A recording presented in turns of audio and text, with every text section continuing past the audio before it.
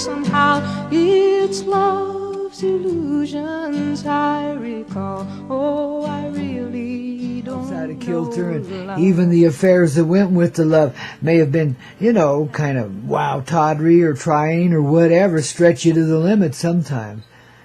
But we look at the love that we've managed to share and have shared with us, and all of the events and moments that we've arrived at, and all of that that's flowed through us and become us and so forth through this divine experience called love making and love breaking and so forth. It's all about the love. We've kind of personified it in twos and tried to play that game exotically a whole bunch of times, and we do it rather well. But at the same time, it's still been a living hell. But now we look through and we see, wow, that love, whatever moment we could grab, whatever moment we could share, is always there. And that's what's brought us here, so we can bless it. Every moment of it, dear. No matter how abusive it got, or how out of hand, or whatever, man, you can't always appreciate the promised land when you're living in it. Sometimes you got to go away from there and experience the rest of it in order to come back and appreciate, wow, what you left behind never left you. The home that rides within your heart, you see, that's what carries us through. That's what gives us these sweet moments of purity. Despite a whole lot of coyote medicine going on, a whole lot of confusion and pain, as we went along life trying to gather together the scattered pieces of it inside of ourselves and make some kind of cohesive, understandable format out of it. Some of us were so driven we couldn't stop until we began to see. Something beyond the insanity, something beyond the harsh cruelty that we saw portrayed around us. Some of the most decent folk I knew as a child could turn around and take advantage of people very close to them without batting an eyelash. Wow, when you first see that as a little innocent child, you're like, oh my God, what have I gotten myself into here? And you think it's just that person that you're seeing right there. And then you start to travel around a bit and start to expand a little bit. You see it's everywhere. That there's a lot of beings like that. Would sell their mother down the river for a couple of nickels, or whatever. I mean, there are some really harsh folks out there that don't seem to have a whole lot of integrity left in their hearts. That's because there's not much life there, and again, they're programmed and designed to be like that, poor things. They can't help it. Yet, I don't feel sorry for them. I feel happy for them. Because they're able to endure some really skullduggerous crap that most of us couldn't even think about being, let alone doing. So they are kind of stellar saints in their own way, even though they're portrayed kind of ugly here as undesirable persons, yet, look who controls the flow economically and so forth. The very same beings we're talking about, shallow, empty, hollow shells filled with coldness and hatred. But there's love in their hatred. You see that fire in their eyes? That's love burning, man, even if it hates you. That's love burning. See, you're seeing past the opposition. You've lived on both sides of this love. You know both sides of the tracks, and there ain't no train running down either one of them. The heart is you. The life is what you're living. The love is what you're experiencing. What you allow yourself to be is what you are. And the more you allow yourself to move beyond limitation in love, in other words, the more you see beyond the two sides of it and know there is only one sun, one mother, one heart expressed as you, as a product of the sun and the mother. See the triad again? Now the triangulation. You understand the pyramidic sense. And therefore, you become empowered in that pyramidic way. You'll understand what this means as it gets underway, as it is doing today on this Free Day Friday. Right here on this Coyote Medicine Show, courtesy of Grandpa Coyote, don't you know? Got to give myself a little credit here, I may be the new kid on the block, but I got the rap, I got the talk, I got the roll for your soul, and the rock to go with it. The heart of love, just like Joni Mitchell was expressing there, man. Both sides now, babies. And now we're on the side that is not a side. It's inside the center of everything. That's where we take our ride. See, feel it? Let that little doubtful part of yourself just feel it. Just let it feel. See, there's a shocked little kid inside of there that just wants to come out and play. Inside of our darkest aspects, our most painful aspects inside, there's a little kid that wants to come out and play innocently. That's that 3-year-old you left behind, or 2-year-old, or something like that.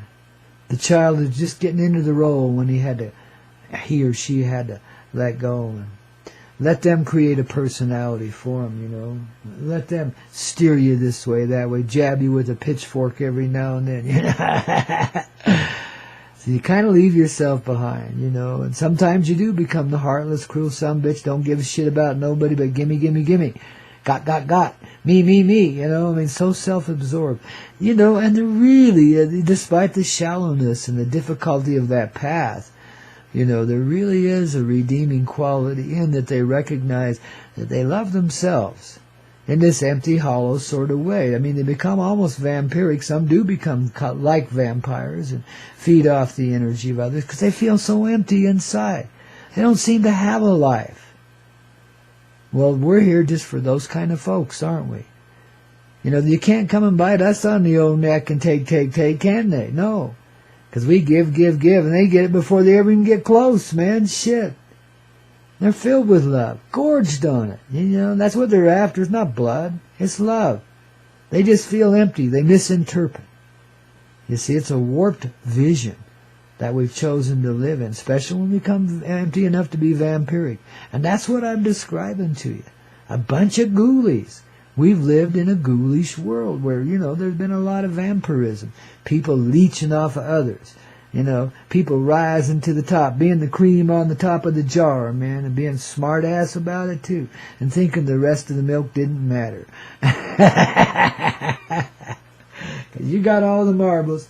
You the tough shit, right? My ass. My aching ass. You give me a pain in my aching ass, you know, and I don't like that. So we helping even the worst of souls reform right now, you know, by understanding the heart is still present. That you love to hate, if nothing else. You know, you love yourself for your emptiness, if nothing else. You know what I mean? You love yourself for that eyelash, that eyebrow that's out of place, you know, that you got to fix right now because you can't be imperfect, you know. Yet perfection always eludes you. You can't have it until you allow yourself, your little child, to come out and play. Innocently. You know, you got to give up the idea that you got any advantage over anyone, because you don't. That's your misperception. That's your seeing through two sides, you know, seeing yourself on one side and everyone else on another. That's isolation. That's where the emptiness comes from. But there's one moment, you know, and it's like way back hundreds of millions of years ago, but it lives inside of each and every one of us, and that's the first time there was a death. And it came about violently, and we can feel that presence in ourselves. That's the separation we're dealing with, and all these other expressions we're talking about. Every one of them is an expression of that first original pain of separation, when life became death, and death became life. It was weird, man. We've never quite gotten over it. We've blamed ourselves for it forever, but there's no blame. Hell, we've seen both sides of it now. There's no blame. There's only activity. There's only growth. There's only the human heart ripening itself in the fires of hell and finding paradise. That's the message old Joni confessed to us way in the way back when. And babies, I'm one to be believing it again, because I'm living it, that's why. And so are you. So, because if you are, I are, and I are, and you are, you know, we're kind of oracilic. In a way, oracles, every one of us, meaning that we're harbors of the heart, harbingers of energy, meant to overwhelm the vampires of this earth with our radiant love. And giving in to emptiness, the feeling that anyone's alone, by embracing everyone inside of our very heart, inside of our very passionate moments of love, which come about quietly, in unity. You see, it's not just about the old one-on-one any longer, though it does begin there. It's about the expansive nature of that moment of recognition. When one heart looks into the other heart and sees beyond desire and separation and understands the same presence in person. Beautifully, poetically expressed as that other that seems separate but yet is not. You feel the presence of them within yourself then. And because you can do that, you can expand on from there into creation. And instead of making babies, we regenerate the creation and make a baby out of it. We share our baby nature with all of this creation. And bring the innocence and purity back into it. Though it was never really lost, we just had some misperceptions. And because we are the creative power, we can create it in any way we want. For example, the secret space program that's been going on in the background, conducted by corporations and governments, and got they say 250,000 people involved in it. I don't know. It's just all there. And they supposedly have these spaceships that go to the far reaches of the universe and so forth, better than Star Trek ever dreamed of being and stuff. And I know there are some man-made structures here as far as UFOs go. I'd say at least 50% of the sightings are man-made stuff, especially down in Mexico. They seem to have a big base there. You can tell them. They're more solid looking. And they usually have, if you get close enough, they have rivets in the skin, shit like that. And then they have harsher edges. The other ones, they're smooth little orbs of one sort or another. And they're usually silvery, though they can be in varied colors and forms and shit. Sometimes the angels appear as white dots in the sky. So it can be all kinds of variety there. But when you see a rigid, more solid-looking structure, that's man-made. So don't kid yourself. But at the same time, because of our creative powers, and because we live in a world filled with deception, the deceiver can be and is deceived within themselves, self-deceived. So the whole military-industrial complex, that establishment that seems so contrary to human life, has taken itself off on a pipe dream that it itself created. And now that dream is collapsing because, it's an illusion. For all of its fabrication and industrial, and for all of the trillions of dollars it sucked away from us energetically, it's like nothing. Even the military, the idea of military and war is dissolving away. Right now in this present moment. Right along with all of its secret programs, let alone the space one. Do you realize there is not space? There is not time either, but there is not space. It's just a way we had of stretching things out so we could experience time. But there isn't the distance. See, as you experience the unity, as you go through the two sides and make them one, and see that they're just expressions of the same energy, the energy of you. No matter how aspectually influenced that might be, it's still you, that person. See how treasured you are in this reality? You feel the love now, that you feel the arms surrounding you of your entire family? Yes. You're ever present in this person. You're never alone. You're that person in everything, expressed as you, and beautifully so. And Grandpa can't help but love you for it, and love the collective nature of it. Holy shite, we do get on a roll here on these Free Day Fridays, don't we, babies? Leading to a powerful weekend this week, and be ready for some rockin' changes in this reality. We're through fugging around, man, and we're getting downtown, and we're undoing downtown and taking it way out in the country to play. Thank God I'm a country boy. That's what the angels say. As they come out of hiding, and again with angels, we can consciously play in that family way. Because the angels are in us too. We are the angels. That's why the angels protect us and infect us and help us along the way. It's family all the way. See, we stepped into a game, a new life. This was an amusement park of life. The Coyote world. And we've been here for far too long now. We've found too much pleasure in our pain. Too much fun in our darkness. Too much fun in our rambling around and grabbing at each other in love and lust and shit like that, man. And drinking ourselves oblivious. Shit. What else can we do here? We've done it all, man. We've been as diverse and as unconnected as could possibly be. Wow, what a beautiful motion, moving picture of life we became.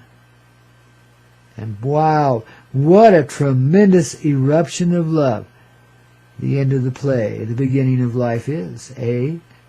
Because that's what we're experiencing here as we free ourselves up on this Friday in this Koyote way.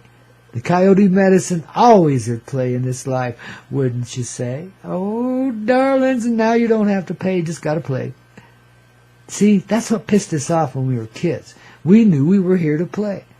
But those bastards wanted us to pay to play. Don't work that way, does it? Aren't you glad you know? And you're getting in the flow. Oh, babies, you're the new kid in town. The Eagles say so. And so does Grandpaw here on the Koyote Medicine Show, only on the Hazy Radio Network, as we take off and fly really, really high on this Free Day Friday. Oh, yeah, it's underway. I've looked at love from both sides now, from give and take, and still somehow it's love's illusions I recall. Oh, I really don't know love.